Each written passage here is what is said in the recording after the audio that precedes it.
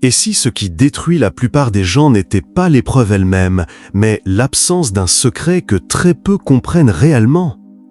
Il existe une force invisible qui permet à certains cœurs de rester stables même lorsque tout semble s'effondrer autour d'eux. Une force qui ne dépend ni de la richesse, ni de la santé, ni même de la facilité de la vie. Une force silencieuse, intérieure, presque imperceptible, mais capable de transformer la manière dont une personne traverse les tempêtes. Regarde autour de toi, tu verras des personnes perdre beaucoup et pourtant garder une paix qui défie toute logique. Elles pleurent, oui, elles ressentent la douleur, bien sûr, mais elles ne sombrent pas, elles ne se brisent pas intérieurement. Elles continuent d'avancer avec une sérénité qui intrigue, parfois même qui dérange. Et puis, il y a l'autre réalité, des personnes qui semblent avoir moins de problèmes, mais qui vivent dans une agitation permanente. L'inquiétude devient leur compagnon quotidien, les pensées tournent sans fin, le moindre imprévu devient une montagne impossible à gravir. Alors la question devient impossible à ignorer. Quelle est la différence entre ces deux cœurs ? Ce secret n'est pas enseigné à l'école, on ne le trouve pas dans les conseils rapides ou les phrases motivantes. Il est plus profond que cela. Il touche la manière dont une personne voit la vie, comprend les épreuves et se relie à son Créateur. Et une fois que ce secret s'installe dans le cœur, quelque chose change définitivement. Les tempêtes ne disparaissent pas, mais la peur qu'elles provoquent perd sa domination. Aujourd'hui, tu es peut-être venu par curiosité, peut-être par fatigue, peut-être parce que ton cœur cherche des réponses sans même savoir comment les formuler. Mais ce message pourrait être le début d'un changement intérieur que tu n'attendais pas. La première vérité que ces personnes ont profondément intégrée est simple, mais difficile à accepter. La vie n'est pas censée être facile. Allah dit dans le Coran « Nous vous éprouverons certes par un peu de peur, de faim, de diminution de biens, de personnes et de fruits, et annonce la bonne nouvelle aux patients. » Ce verset change complètement la manière de voir les épreuves. Il ne dit pas « si vous serez éprouvés », il dit « nous vous éprouverons ». L'épreuve n'est pas un accident de parcours, elle fait partie du parcours. Pourtant, beaucoup d'entre nous vivent les difficultés comme une injustice personnelle, comme si la vie avait commis une erreur, comme si quelque chose d'anormal se produisait. Dès que la douleur apparaît, une question surgit immédiatement. Pourquoi moi ? Et c'est là que la souffrance commence à s'intensifier, car en plus de vivre l'épreuve, on se bat contre son existence, on refuse la réalité, on résiste mentalement à ce qui est déjà là.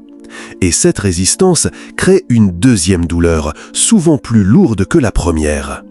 Imagine une situation simple et quotidienne. Tu es coincé dans les embouteillages. Tu es déjà en retard. Les klaxons résonnent, le téléphone vibre, la pression monte. Deux personnes vivent exactement la même scène. La première serre le volant, soupire bruyamment, s'énerve contre les autres conducteurs, contre la ville, contre la vie. Son cœur accélère, sa respiration devient courte, sa frustration grandit minute après minute. La seconde soupire aussi. Elle aurait préféré que la route soit fluide, mais elle accepte la réalité. Elle comprend que sa colère ne fera pas disparaître les voitures. Elle laisse la situation être ce qu'elle est. Les deux sont coincés dans le même trafic, mais une seule vit une tempête intérieure. Voilà la différence essentielle. Les personnes calmes ne sont pas épargnées par les difficultés. Elles ont simplement cessé de croire que la vie devait se plier à leurs attentes. Elles ont compris que la résistance permanente à la réalité épuise le cœur. Elles ont accepté que la vie contienne des retards, des pertes, des déceptions et des moments d'incertitude. Et paradoxalement, cette acceptation n'apporte pas la résignation, elle apporte la paix. Car la sérénité ne commence pas lorsque tout devient facile. Elle commence lorsque l'on cesse de se battre contre ce qui existe déjà. C'est le premier pas vers un cœur stable. Comprendre que l'épreuve n'est pas une erreur, mais une partie du chemin. La deuxième vérité que ces personnes ont ancrée dans leur cœur est encore plus profonde. Chaque épreuve porte un sens, même lorsque ce sens nous échappe. Allah dit « Il se peut que vous détestiez une chose alors qu'elle est un bien pour vous ». Ce verset bouleverse la logique humaine. Car instinctivement, nous croyons que ce qui fait mal est forcément mauvais. et que ce qui est agréable est forcément bon. Mais la sagesse divine dépasse cette vision limitée. Regarde la vie autour de toi. Combien de personnes ont perdu un emploi qu'elles pensaient indispensable pour découvrir quelques mois plus tard une vocation qui les rendait réellement vivantes? Combien ont vécu une rupture qui a brisé leur cœur pour réaliser ensuite qu'elles avaient été libérées d'une relation qui les détruisait en silence? Sur le moment, la douleur crie, elle prend toute la place, elle semble être la seule réalité. Et pourtant, avec le recul, beaucoup réalisent que ce qu'ils appelaient catastrophe était parfois une redirection. Il existe une histoire simple qui illustre cette idée. Un homme arrive en retard à l'aéroport et manque l'avion. Il est furieux, il se plaint, il s'énerve, il se sent injustement puni. Pour lui, la journée est ruinée, tout semble aller contre lui. Le lendemain, il apprend que l'avion s'est écrasé. En un instant, sa colère se transforme en silence. Ce qui ressemblait à une catastrophe était en réalité une protection. Combien d'événements dans nos vies suivent ce même schéma sans que nous en soyons conscients? Les personnes calmes ont compris une chose essentielle. Elles ne voient pas seulement l'événement. Elles croient en la sagesse derrière l'événement. Cela ne signifie pas qu'elles ne ressentent pas la douleur. Cela signifie qu'elles refusent de croire que la douleur est vide de sens. Elles se disent « Il y a quelque chose que je ne comprends pas encore ». Une porte qui se ferme peut en cacher une autre. Un détour peut éviter un danger. Une attente peut préparer quelque chose de plus grand. Et cette croyance transforme la panique en patience et l'inquiétude en confiance. La troisième vérité est celle qui transforme réellement la manière de vivre les épreuves. Ces personnes ont déplacé leur confiance. La majorité des gens placent leur sécurité dans les résultats. Un salaire stable, une relation solide, des projets qui avancent, des plans bien organisés. Et il n'y a rien de mauvais à cela. Mais le problème est que tout cela peut changer du jour au lendemain. Un emploi peut disparaître, une relation peut se briser, un projet peut échouer. Et lorsque toute la sécurité intérieure repose sur ces choses, le cœur devient fragile. Il vit dans une inquiétude permanente même lorsque tout semble aller bien, car au fond, il sait que tout peut basculer. Allah dit dans le Coran « Et quiconque place sa confiance en Allah, il lui suffit ». Ce verset change la base même de la sécurité intérieure. Il ne promet pas une vie sans épreuve, il promet une suffisance, une stabilité, un soutien qui ne disparaît pas. Quand ta confiance repose uniquement sur ce qui peut disparaître, ton cœur tremble constamment. Chaque imprévu devient une menace, chaque incertitude devient une source d'angoisse. Mais lorsque la confiance repose sur Allah, quelque chose change profondément. Le cœur trouve un point d'ancrage qui ne dépend plus des circonstances. Imagine être sur un bateau au milieu d'une tempête. Les vagues sont hautes, le vent est fort, le ciel est sombre. Si tu regardes uniquement les vagues, la peur grandit. Ton esprit imagine le pire. Ton corps se crispe. Tu te sens perdu. Mais si tu regardes le capitaine, si tu sais qu'il maîtrise la direction, que la route est entre ses mains, la tempête reste une tempête, mais la panique diminue. Les personnes calmes ne vivent pas sans vagues.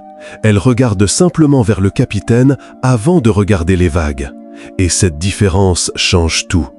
La quatrième vérité est souvent mal comprise. La patience en islam n'est pas passive. Elle n'est pas une immobilité silencieuse. Elle n'est pas une résignation qui consiste à attendre que la vie décide à notre place. La patience est une action intérieure et extérieure à la fois. Elle consiste à continuer d'avancer, même lorsque le cœur est lourd, même lorsque le chemin n'est pas clair. Le prophète a enseigné que la patience est une lumière. Une lumière n'enlève pas toujours l'obscurité immédiatement, mais elle permet de voir où poser le prochain pas. Elle permet de continuer à marcher sans se perdre. Beaucoup de gens pensent qu'être patient signifie ne rien faire, subir, rester figé. Mais la patience active est l'opposé de la passivité. C'est choisir de rester debout intérieurement même lorsque tout pousse à abandonner. Cela signifie continuer même quand on ne comprend pas tout, continuer même quand l'issue est incertaine, continuer même quand les résultats tardent à apparaître. Imagine quelqu'un qui cherche du travail depuis des mois. Les candidatures restent sans réponse, les refus s'accumulent, le doute s'installe, la fatigue devient lourde. La patience passive dirait « abandonne, attends, ne fais plus rien ». Mais la patience active dit « continue à frapper aux portes, continue à te lever chaque matin, continue à faire des efforts tout en confiant le résultat à Allah ». La patience active ressemble souvent à des gestes simples que personne ne voit. Prier, même lorsque la fatigue pèse sur les épaules. Sourire à sa famille alors que l'inquiétude remplit l'esprit. Continuer à faire le bien même quand la vie semble injuste. C'est aussi résister à la tentation de se plaindre constamment, de céder au désespoir ou de laisser la colère guider les décisions. C'est garder une direction lorsque les émotions veulent prendre le contrôle. Allah dit « Ô vous qui avez cru, cherchez secours dans la patience et la prière. Certes, Allah est avec les patients. » Ce verset ne demande pas seulement de patienter, il invite à chercher de l'aide dans la patience et la prière. Cela signifie transformer la difficulté en action spirituelle. Les personnes calmes ne restent pas immobiles face aux tempêtes, elles continuent de ramer mais avec un cœur stable. Elles avancent sans garantie immédiate mais avec confiance. Et c'est cette patience active qui, avec le temps, transforme les périodes les plus difficiles en étapes de croissance intérieure. La 5e vérité est intime, discrète, presque invisible. Quand une épreuve arrive, la réaction la plus instinctive est souvent de chercher immédiatement des réponses auprès des gens. On appelle un ami, on écrit un message, on raconte ce qui vient d'arriver, on cherche des solutions rapides, des avis, du réconfort humain. Et tout cela est naturel, l'être humain a besoin de soutien. Mais les personnes qui restent calmes commencent ailleurs. Avant les conversations, avant les explications, avant les conseils, elles parlent à Allah. Allah dit dans le Coran, c'est par le rappel d'Allah que les cœurs se tranquillisent. Ce verset révèle quelque chose de profond. La tranquillité du cœur ne vient pas seulement des solutions extérieures, elle naît d'un apaisement intérieur qui commence dans la relation avec Allah. Lorsque l'inquiétude apparaît, ces personnes ne la laissent pas tourner en boucle dans leur esprit. Elles la transforment. L'inquiétude devient une invocation. La peur devient une prière. Les larmes deviennent un dialogue silencieux avec leur Seigneur. Imagine une nuit où tout semble lourd. Les pensées refusent de se calmer. Les scénarios négatifs s'enchaînent. Le cœur se serre. Beaucoup passent ces moments à ruminer, à imaginer le pire, à chercher des réponses immédiates. Mais les personnes calmes prennent un autre chemin. Elles se lèvent, font leurs ablutions, prient quelques unités de prière, parlent à Allah avec des mots simples, sincères, parfois désordonnés, parfois accompagnés de larmes. Et quelque chose change. La situation extérieure est toujours là. Le problème n'a pas disparu comme par magie, mais le poids dans la poitrine diminue. La respiration devient plus profonde. L'esprit ralentit. Ce qui semblait insupportable devient supportable. Pourquoi ? Parce que le cœur ne porte plus la charge seul. Parler aux gens apporte des solutions. Parler à Allah apporte la tranquillité nécessaire pour traverser ces solutions. Les personnes calmes ne gardent pas tout pour elles. Elles choisissent simplement l'ordre des confidences. Allah d'abord, le monde ensuite.